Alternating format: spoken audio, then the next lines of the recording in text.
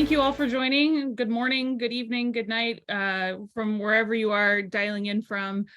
We are very, very excited to have you here today and very excited for the topic, which is a conversation with Phil Windley. Phil has written a book called Learning Digital Identity. Many of you have already, I think, seen it, read it, bought it, which is awesome. And so hopefully we'll learn a bit more about the book between a conversation with him and the awesome Sam Curran. Thank you. I'm really grateful for to do this today. Phil and I go back. He was my grad advisor when I was pursuing a master's degree, and was perhaps one of the only professors at the university that would have been tolerant of me, and I'm grateful. And we've had a chance to work together in a variety of capacities and discuss things, and I consider him a great friend.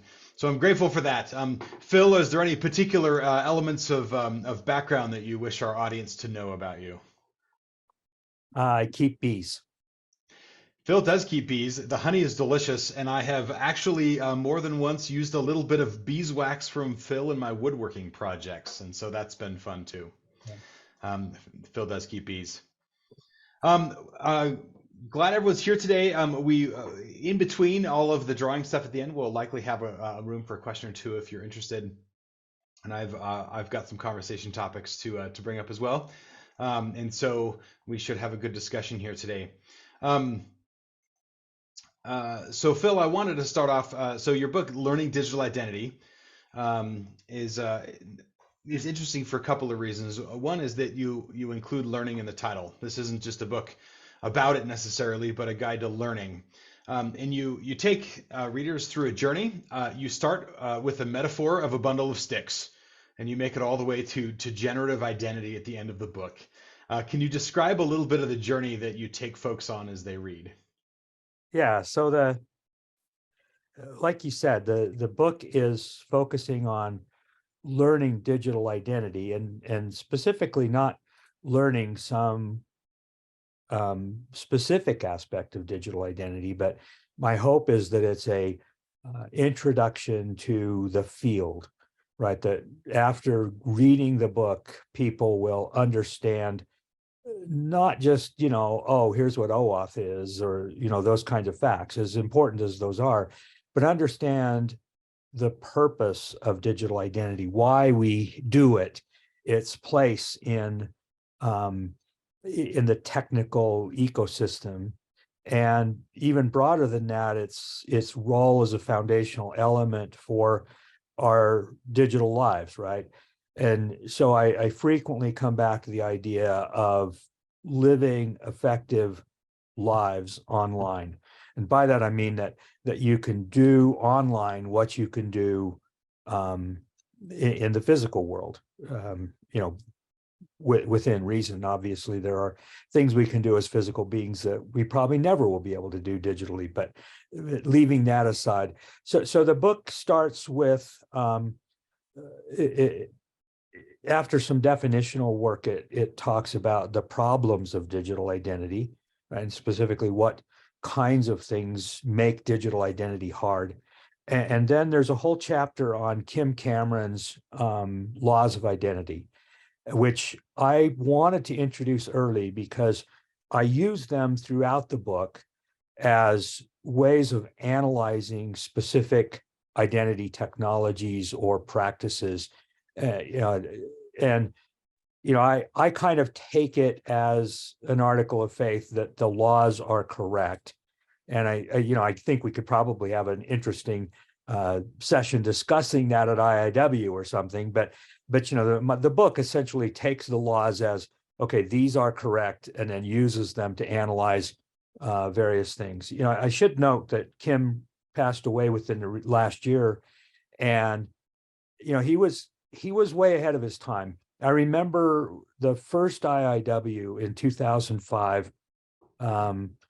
Kim talked about the laws of identity because that's about the time he was formulating them.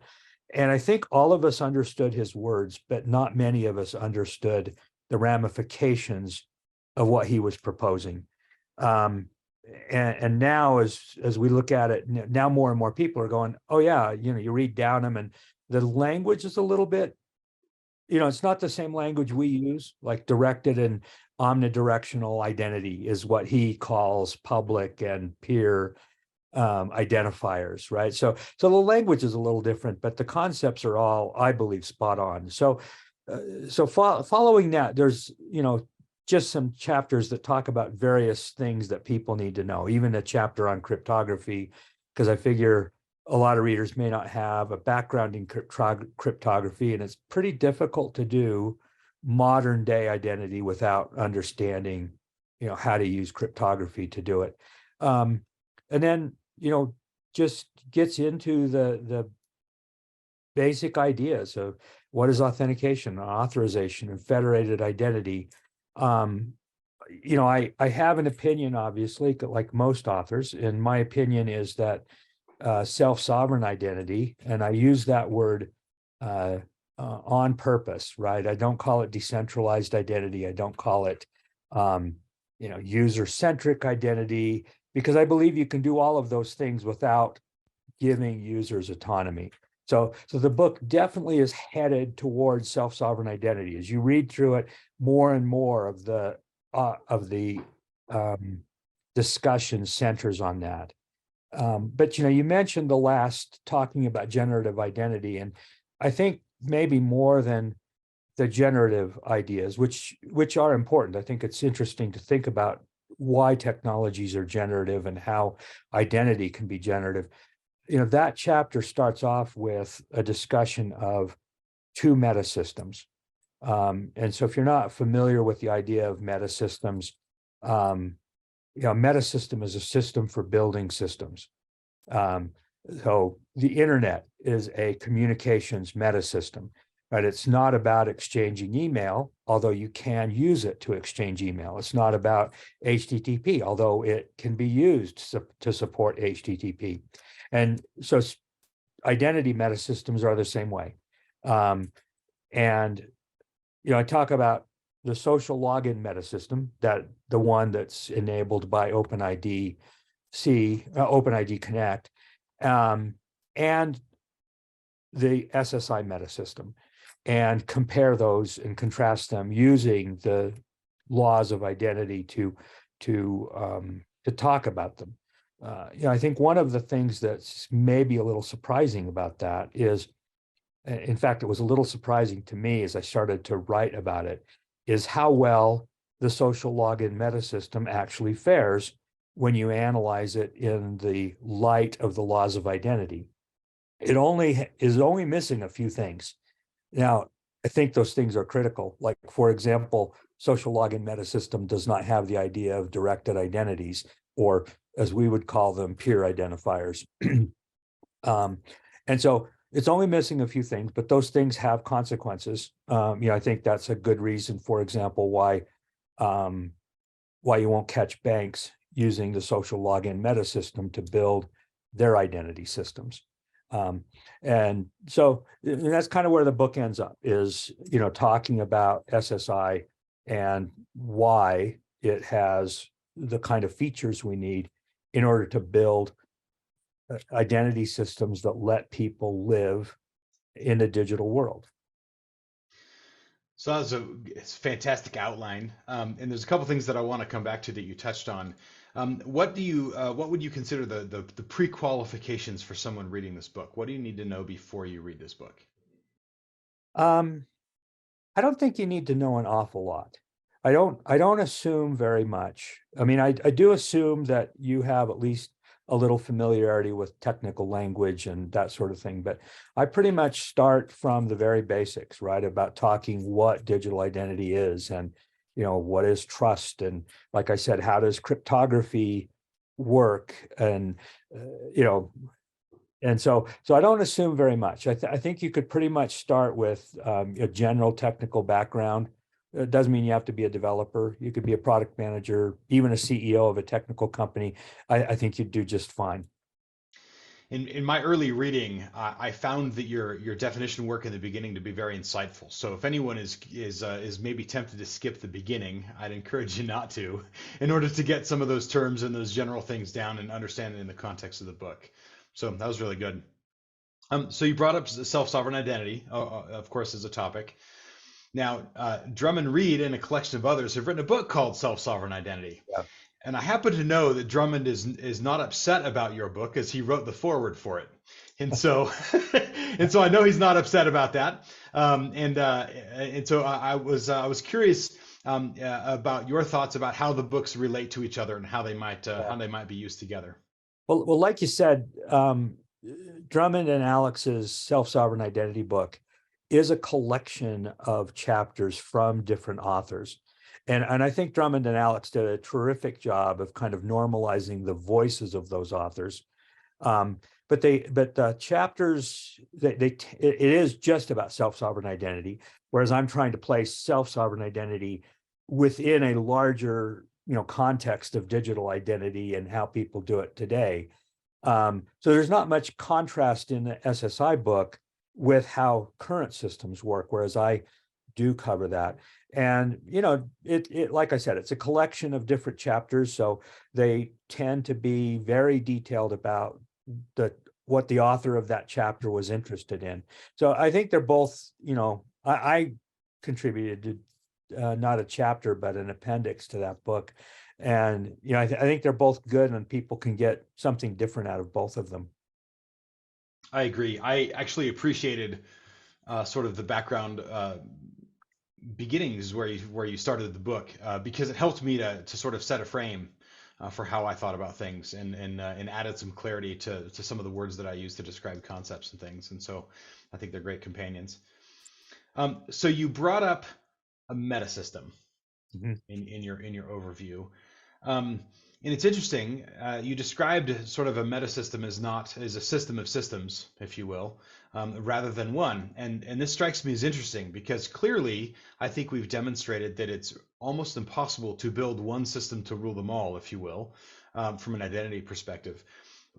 What kind of advantages can we as an industry, as a people, gain from a meta system oriented view of digital identity? Yeah. So one of the things that I make a point of in the book is that we don't build identity systems to manage identities. We build identity systems to manage relationships.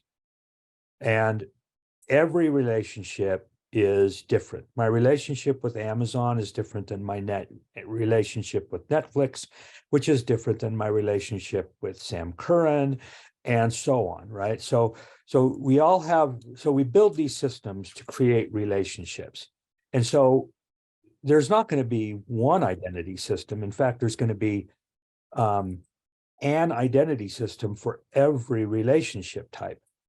And when you think about it, right, if you just say that and don't know much about how, or what kind of technology we can bring to bear on this problem, it's almost a hopeless statement, right? That you're never going to get out of having a different username and password with everybody and having a user experience which differs. I mean, I'm sure everybody on this call notices this because we're all kind of in the identity space, but even though my wife, who is not technical at all, couldn't describe what the problem is, I see her frustration with, every website has a slightly different experience, right? Oh, it's, you've got to put your username in and then you get to put in your password, or, oh, this one insists on MFA, or, the passwords are all different. So we essentially, if you just say there's going to be a relationship there's going to be an identity system for every type of relationship. I mean, that's millions, right? And a typical person is probably going to have thousands of them. And that just, makes it just utterly hopeless. But, if I go back to the analogy of the internet as a meta system, using it as an analogy for what we want in a identity meta system, I mean, one of the hallmarks of the internet is a relatively consistent user experience. And the internet is probably a little abstract to notice that much, but I mean, even on the web, right? I mean, there are user experiences that we all hope people conform to, and if they don't, it kind of feels weird when you don't. But it goes beyond user experience, right? I mean, the internet supplies TCP and and UDP, and those ride on on top of IP, and then on top of TCP and UDP, anything's possible, right? I mean, we see different protocols being implemented on them to meet different kinds of messaging needs.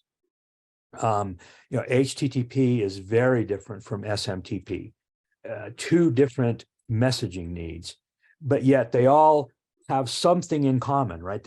We don't have a mail system that we have to kind of like have some connection to, and a HTTP system we have to have a connection to. We just have an internet connection, and both of them ride on top of that.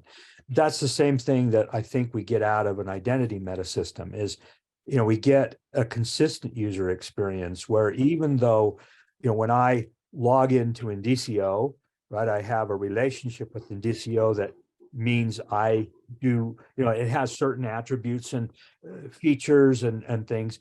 When I log into some other place, or when I even, log in is kind of a bad word, right? I mean, we all say it, but it's kind of like in my electric car, I still call it a gas pedal, which is kind of dumb.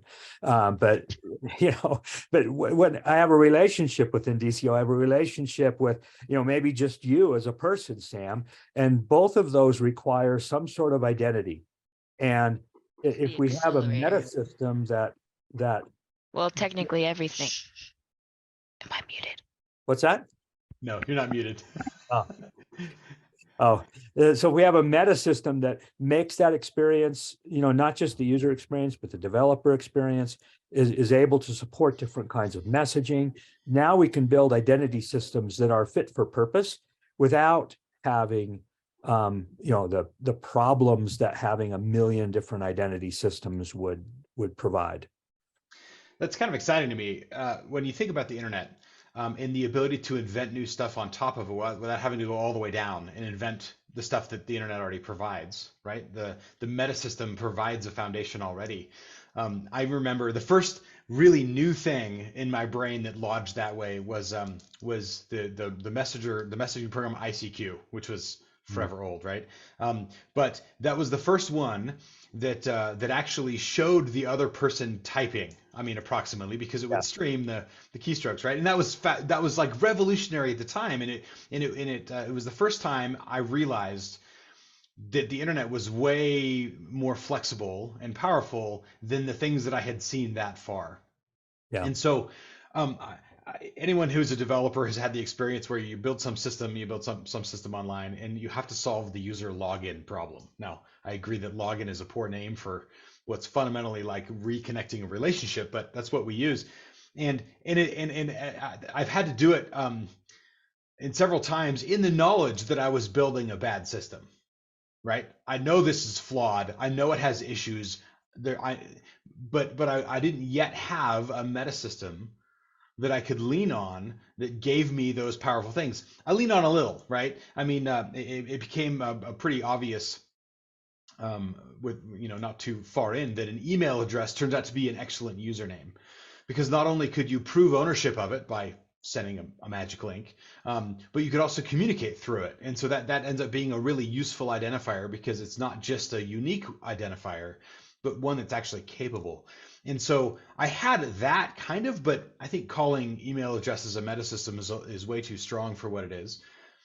And I'm excited by the potential of having a better understanding of what a meta system could be, so that when we start to have to solve these problems as developers or companies, that we can actually start from someplace better, right? This would be a whole different world if we all had to go reinvent UDP before we got going on things. Yeah. So I really appreciate that. Yeah, I mean, there's a meta system provides a lot of scaffolding, which developers can use to do it right without having to think through all of the details, which is a huge advantage, right? I mean, if the internet didn't exist, if TCP didn't exist, and everybody essentially had to go down to, exchanging packets over, optical fiber, I mean, that would be, we wouldn't build very many things, right? We'd be always reinventing that thing. I think that, the idea of metasystems, I mean, I should be more specific, I think, when we talk about identity metasystems. You can imagine different ways of doing it, but the way that has become, I guess, become popular is maybe not the right word, but the way we're kind of thinking about it right now is that the verifiable credential is a meta system, right? Because I can create credentials for lots of different things. They're quite flexible. We might find things we don't want to use credentials for, but for the most part, credentials are providing us with a pretty nice set of packets, if you will, similar to what TCP does, right? And if you can fit your stuff on top of verifiable credentials, there's just a whole lot of scaffolding underneath you that suddenly you don't have to worry about. Somebody else is worried about it. And it's early days and there are different credential types and I mean, all those problems. I'm hopeful that something something will, we'll get to a place where those things converge a little bit, because that's really the point of the meta system, is that we can all talk to each other and without having to have lots of new infrastructure every time. But when I talk meta system, I'm really talking about verifiable credentials from my experience and what I talk about in the book.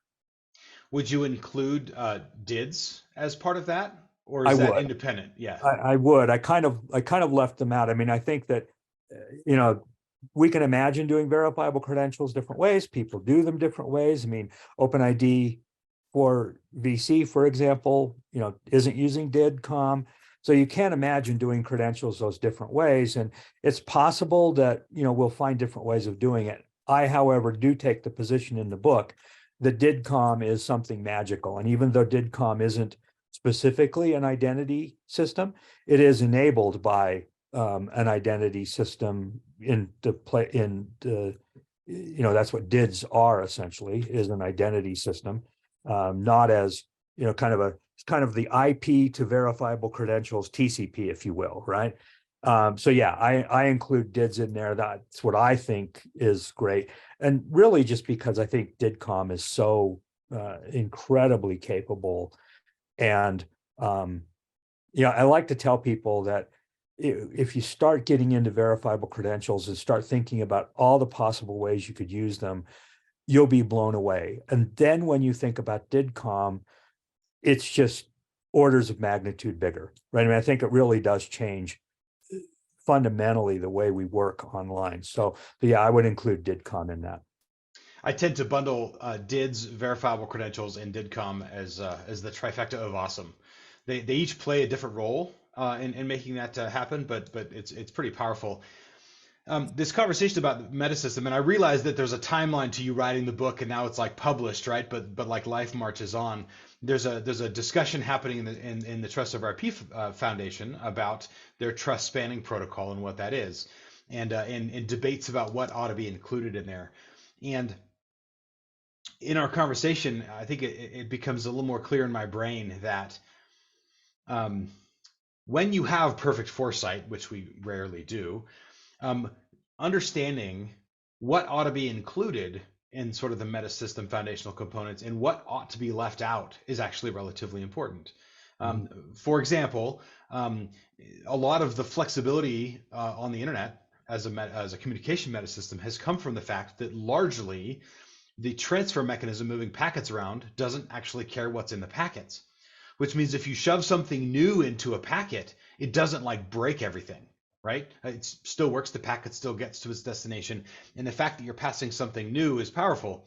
So to apply that to an identity metasystem, coming up with the right balance of just enough but not too much support for what can happen on top of the identity metasystem is pretty important, because it's really hard to predict what we're going to do with identity next year, or let alone 3 or 4 years from now, right?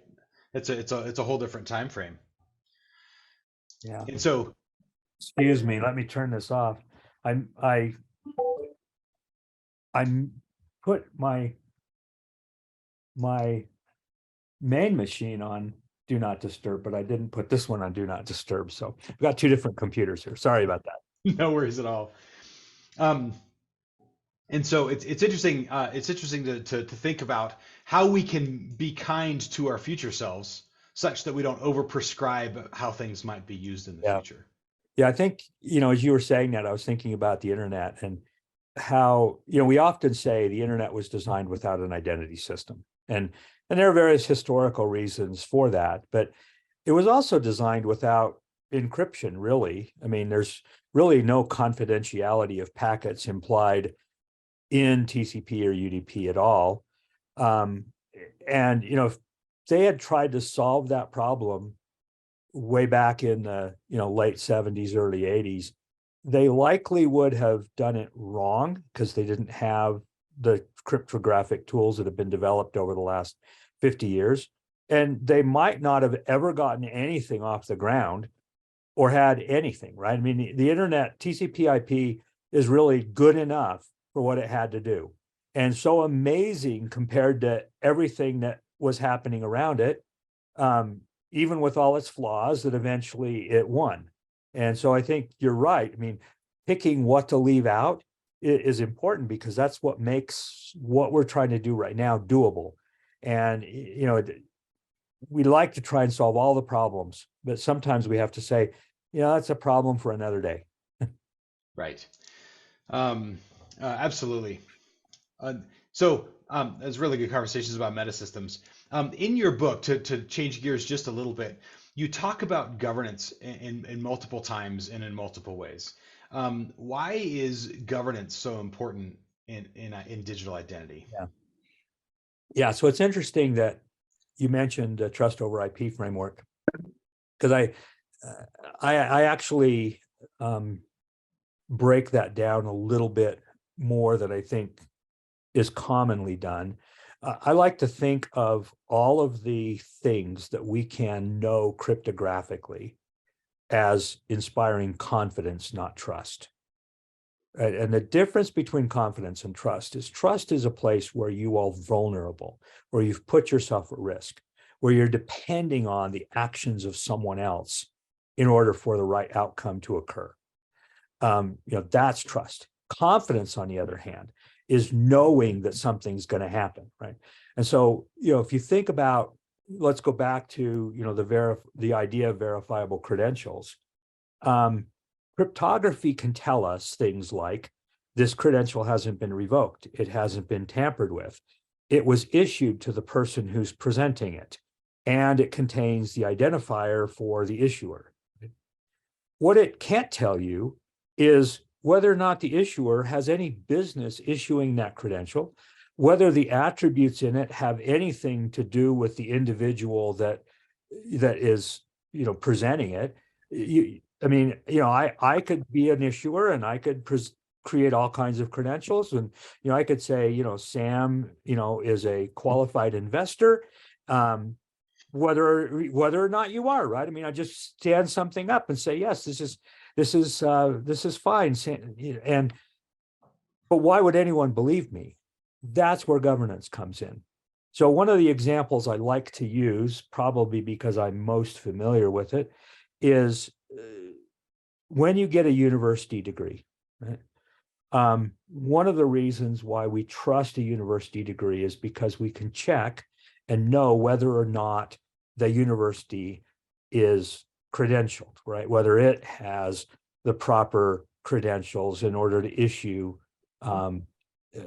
degrees. And in fact, that goes even down lower, right? It's not just the university, right? The computer science department is accredited by the Association of Computing Machinery, ACM, right? And so, when I say, oh, Sam Curran has a degree from Brigham Young University in computer science, I can go check all of that and know that if BYU tells me this, that I should believe it. And I should know exactly what that means. Not just that it's true, but that what did the computer science degree entail, right? What was part of that?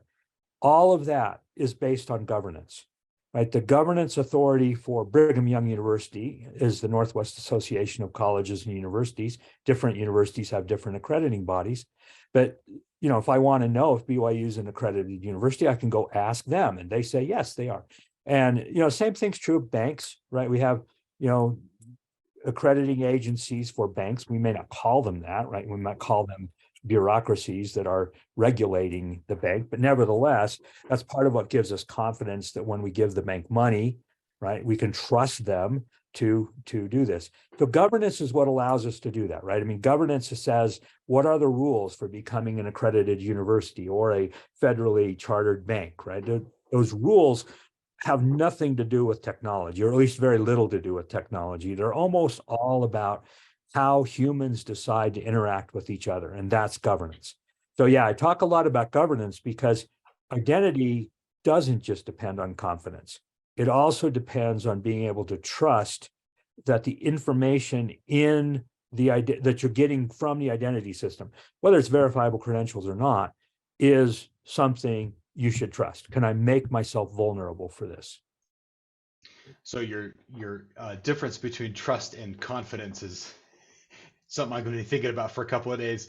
But I like how you applied confidence to the cryptographic aspects of credentials and trust to the human aspect of credentials. Yeah. Because you're right, you don't make yourself vulnerable by checking the cryptography, but it tells you something without you being placed in that position. But if you're going to make a decision based on the credentials, now that's trust, because there's some liability, there's some difference, that you're extending as a result of trusting that credential, yeah.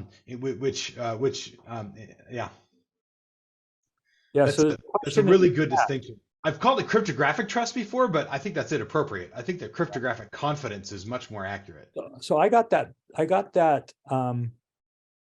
that distinction from a paper.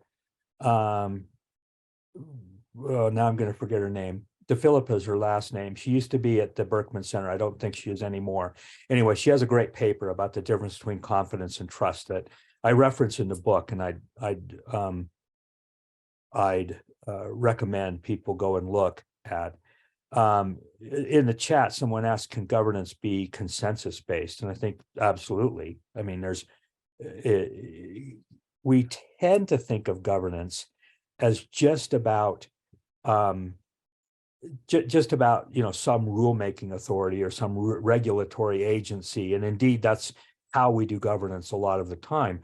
But we can get governance from a market mechanism, for example, and that's just as valid in terms of governance as something that comes from some cloistered group of experts who sit in a dark room and make decisions about things. So yeah, it can absolutely be consensus based, and it doesn't have to be rooted in a governance body. It can be rooted in a network interaction or anything else. So yeah, that's absolutely true.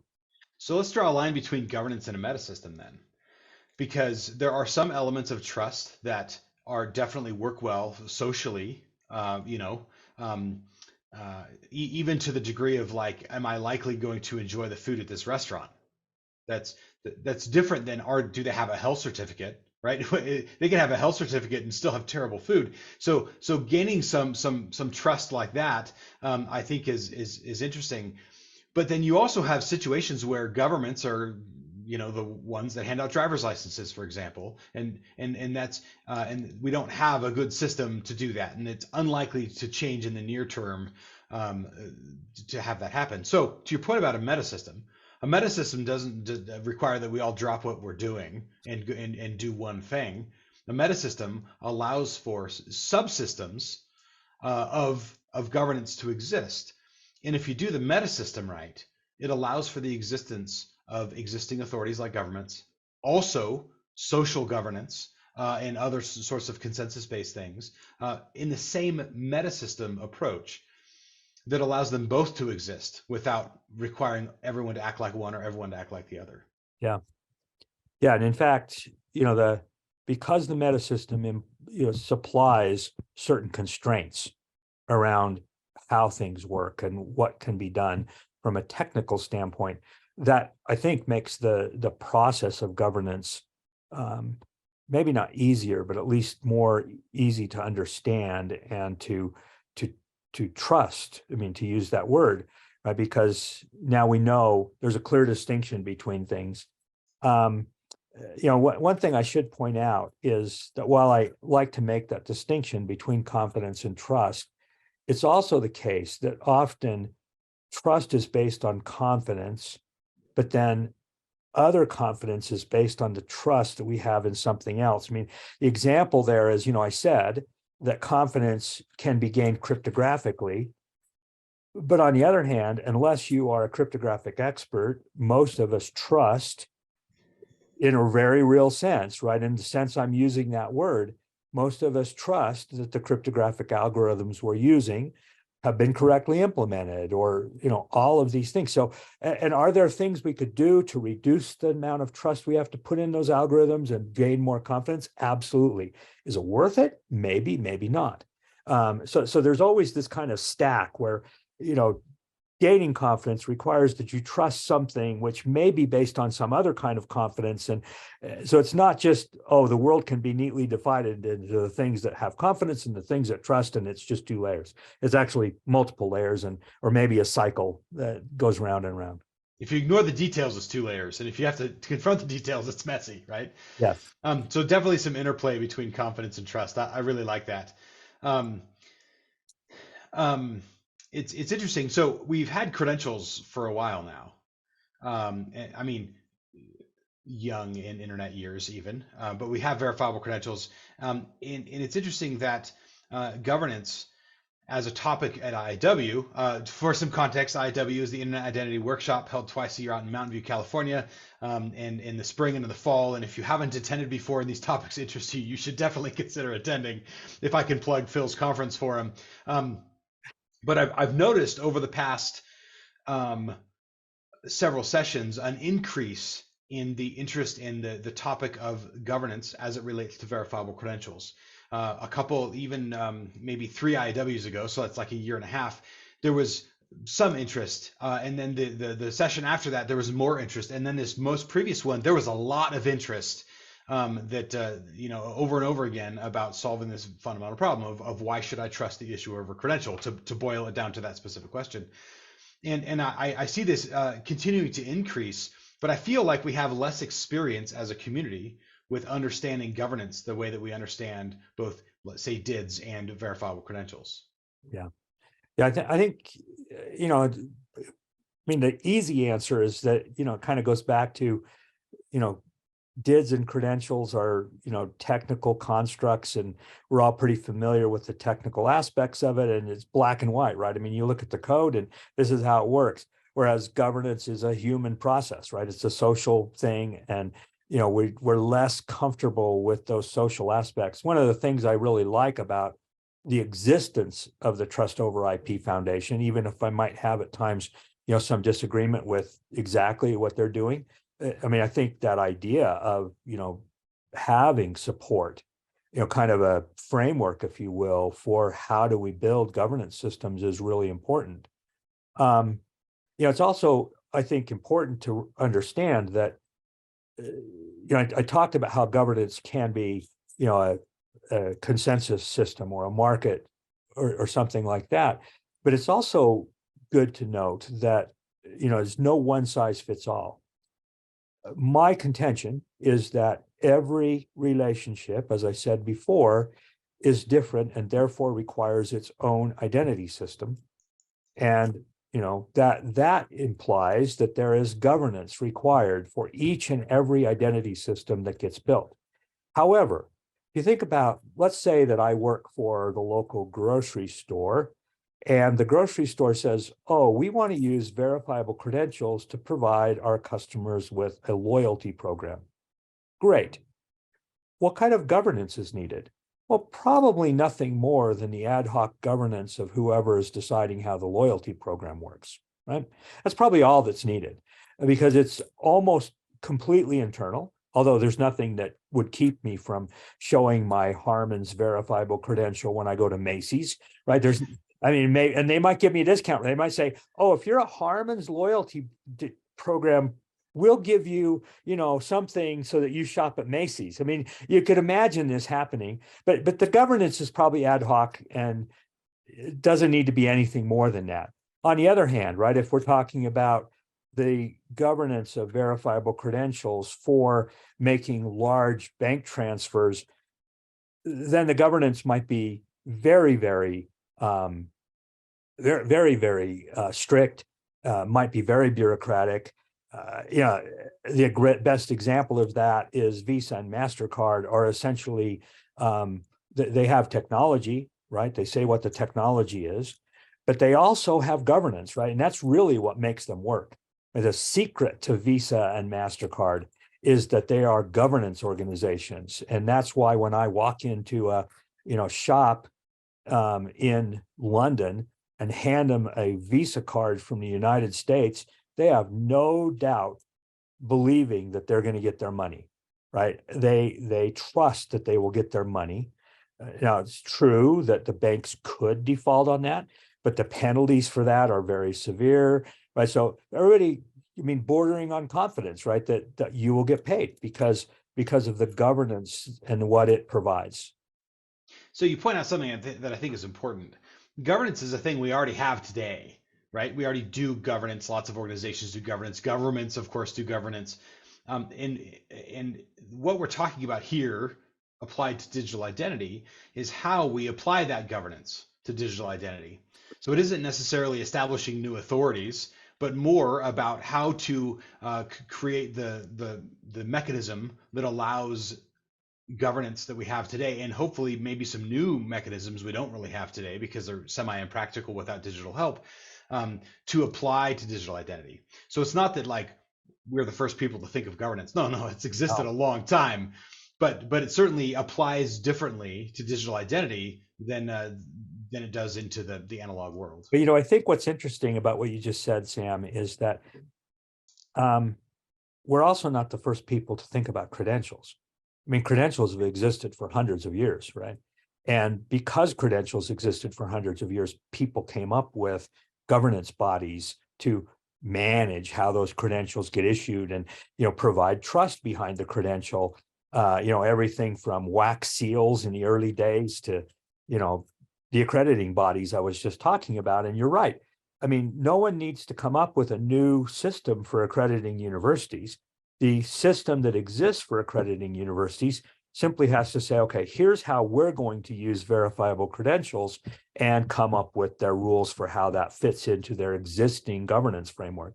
So yeah, sometimes people say, oh, all this governance sounds like it's just completely over the top. I don't know how we'll ever do it. Well, we've been doing it for hundreds of years, and a lot of the things we want to govern in a verifiable credential sense already have some governing body. Right. So we need to empower the parties that exist in those cases, and help them step into this world.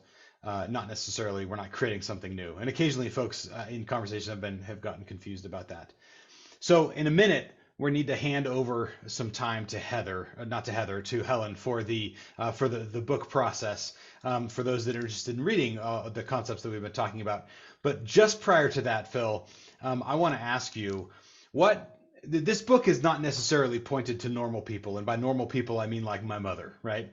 It's unlikely that my mother's going to run into this and buy it and then be wholesale engaged in it. She might enjoy the preface, the first chapter, and the second chapter. Right. After that, it ramps up, right?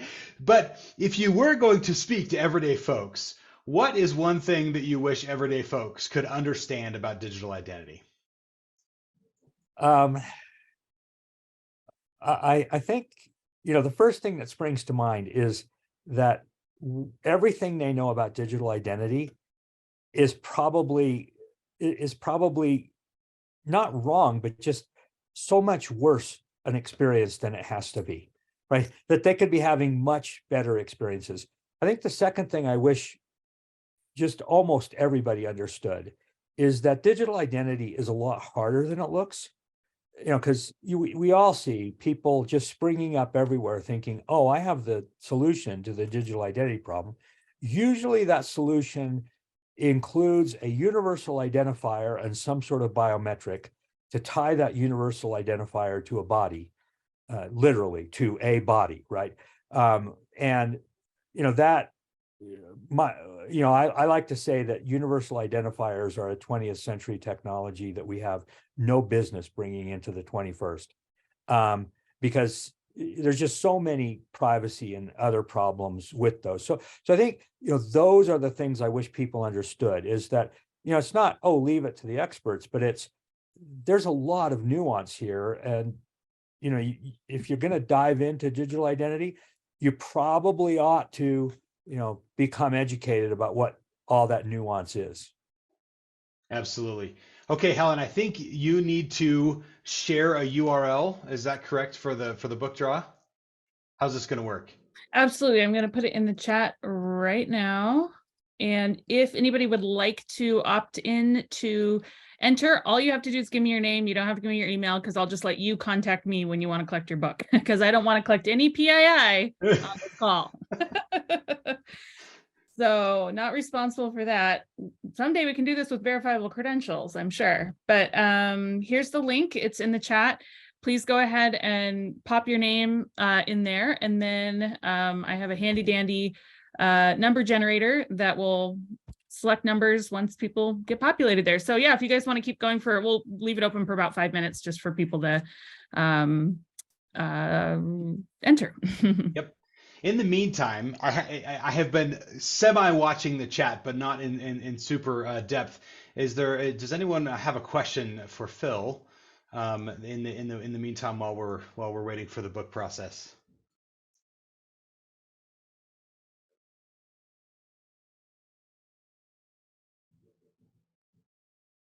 We've got one hand raised. Oh, I'm not looking for hands. I was looking for chat. That's better. Me Novak. Go ahead. Hey, Sam, this is Michael Novak. Me is my gnome sorry. de Zoom. Yeah. It's my gnome de Zoom. Perfect. So yeah, I've started reading the book. I admit I haven't got to the climax in the 4th and 5th chapters, Phil, but I'm looking forward to it. My question is having to do with the identities for non-people, things, my car, my inanimate object, my wearable, etc. What's your prophecy for the adoption of verifiable credentials for non-human entities?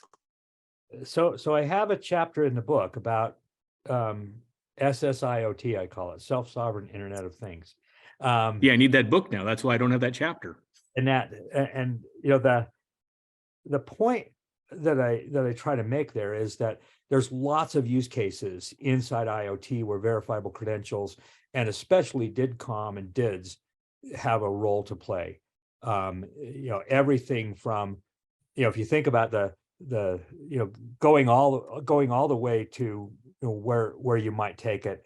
I talk about using the thing as the intermediary in a customer service interaction, and having the thing essentially as a standalone agent, although under your control, obviously, because things can't be autonomous, at least not yet. That it could essentially engage with customer service and only bother you when it actually needed something that you could provide. And that's that could be verifiable credentials there that it's using to pass that information. So I think there's a lot of opportunity for SSI in the Internet of Things space. I have a comment there. Anyone that's dealt with an HP printer recently, and they deployed some firmware which made the printer inoperable. Even if it had a scanner, you can't scan unless you had blessed HP ink in there. And as somewhat of a cheapskate, I ran into this problem, and the internet delivers, and there were instructions on how to downgrade your printer's firmware to the release just prior to that change. So to the point that this has to be under our control and managed in a more appropriate way, I look forward to such a better future. Yeah, I mean, that's a great point, Sam. So if one of the things I point out early in the chapter on IoT is that our current relationship with the Internet of Things is really very CompuServe-y, right? I call it the CompuServe of things, because in fact, in order to use my Fitbit, for example, I have to create an account at Fitbit. And my Fitbit doesn't send my data to me. It sends my data to Fitbit, where Fitbit then stores it, provides a service. I mean, it's all fine. And then my app only talks to their API, right? And if they decide that I don't need an account anymore, or don't deserve an account, my Fitbit is now just a, useless piece of plastic, right? That doesn't do anything for me. Whereas you can imagine a different model where the Fitbit actually connects to you, using DIDCOM, right? One of your agents, and then you authorize the Fitbit API to have access to what your Fitbit's providing. And, your app is actually talking to you, not to Fitbit. So you can imagine different models which behave exactly the same way from the user's perspective, but also put the user more in control. Sam will know this and a few others, but almost 10 years ago now, I had a connected car product called Fuse. And, I'm not a very good business person. My real goal was to prove that I could build an Internet of Things product that looked just like every other Internet of Things product, but actually put all of the data under the user's control. Oh, there's Roy showing his Fuse device. Roy's got one on his desk. Nice. I've thought about reviving it. I've thought about trying to figure out if I could make it work again. But anyway. Indeed. I look forward to the day when the data passes through, or the other thing that happens, like Erlo mentioned cameras that they're end of lifing, or whatever product you use gets bought by, Meta, Alpha, Google's on, and then they decide that they want to discontinue it because of whatever reasons. And now you have something that worked perfectly fine and now doesn't anymore because of some company political decision. And that's really frustrating, right? And so I look for that. All companies eventually fail. Yes, which means if you want it to last, you've got to make sure that it actually doesn't rely on the existence of the company to continue to do so, which is pretty important. I have light switches in my house that are smart. I spent extra for light switches that did not depend on the existence of an internet server to work. They cost more because of interesting, weird licensing reasons. It's a whole nother conversation. But that was worth it to me to make sure that I was not ensuring their future failure.